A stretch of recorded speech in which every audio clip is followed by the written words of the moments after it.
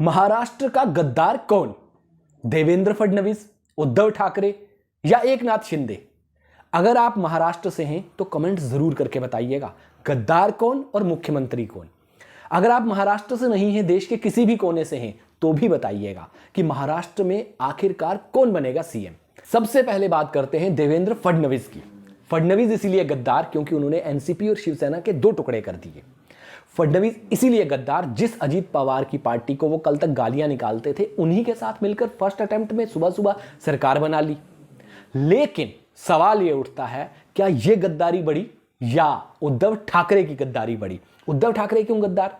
उन्होंने तो अपने पिता की उस लाइन को ही भुला दिया जब उन्होंने कहा था कि अगर कांग्रेस के साथ जाने की नौबत पड़ी तो मैं अपनी पार्टी का पैकअप कर दूंगा, मैं अपना डिब्बा बंद कर दूंगा, मैं अपनी दुकान बंद कर दूंगा। विचारधारा त्याग दी। विचारधारा त्याग कर वो शरद पवार और कांग्रेस के खेमे में जाकर मिल गए और मुख्यमंत्री की कुर्सी की लालच में उन्होंने अपनी विचारधारा से सैक्रिफाइस कर दिया। क्या यह गद्दारी बड़ी? तीसरा नंबर आता है एकनाथ शिंदे का। अगर उद्धव ठाकरे अपने पिता की विचारधारा को तिलांजलि दे सकते हैं तो वो उसी तिलांजलि में वापस थोड़ी सी अंजलि अपनी भर के अगर मुख्यमंत्री का पद ले लेते हैं, बीजेपी के साथ मिल जाते हैं वापस उसी विचारधारा के नाम पर, तो किस बात की गद्दारी?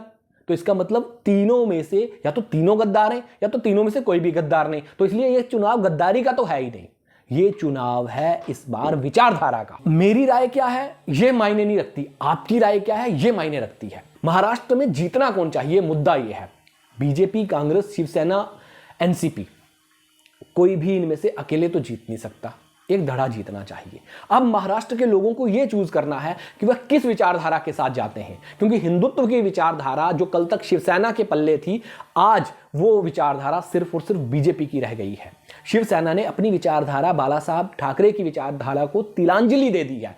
शिवसेना की जो विचारधारा थी वो अब कांग्रेस के आगे घुटने टेक चुकी है। अब विचारधारा बीजेपी वर्सेस कांग्रेस की है, यही दो पार्टियां हैं और आप महाराष्ट्र में यह डिसाइड कीजिए कि आपने किस विचारधारा के साथ रहना है। गद्दारी छोड़ दीजिए, गद्दारी किसी ने नहीं की और गद्दारी सबने की। हर नेता गद्दार होता है, हर सियासतदान गद्दार होता है। इसलिए अब यह तय कीजिए आपने हिंदू पार्टी के साथ रहना है या सेकुलरिज्म वाली मुस्लिम पार्टियों के साथ रहना है। बस कोई कंफ्यूजन आप में रहनी नहीं चाहिए। मुझे लगता है इस बार का जो चुनाव है वह एक विचारधारा का चुनाव है, वह किसी भी पार्टी से धोखा और गद्दारी का चुनाव नहीं है। इस बार आप अपना वोट जब भी दें तो एक विचारधारा के नाम पर दीजिए। आप सनातन और हिंदूवादी विचारधारा के साथ हैं या आप सेकुलरिज्म और मुस्लिम विचारधारा के साथ हैं, क्योंकि उद्धव ठाकरे के लिए जो आपने लोकसभा के चुनाव में जो उनको गिफ्ट देना था वो दे दिया, देवेंद्र फडणवीस को जो सबक सिखाना था वो सिखा दिया। अब ये महाराष्ट्र की एक विचारधारा की लड़ाई है, क्योंकि शिवसेना जिस विचारधारा को लेकर चलती थी वो विचारधारा अब नहीं है।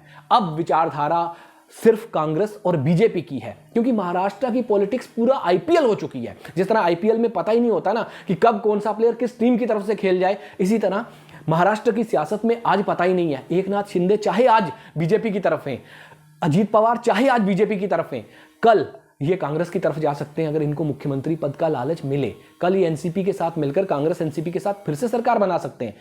उद्धव ठाकरे चाहे आज कांग्रेस की तरफ हैं, कल ये अपना पाला बदलकर बीजेपी की तरफ आ सकते हैं। इसलिए इनका कोई पता नहीं, लेकिन दो पार्टियां हैं जो बिल्कुल पाला नहीं बदलेंगी, एक कांग्रेस एक बीजेपी। इन दोनों को बिल्कुल क्लियर है कि हमारी विचारधारा जो है वो है वही रहेगी।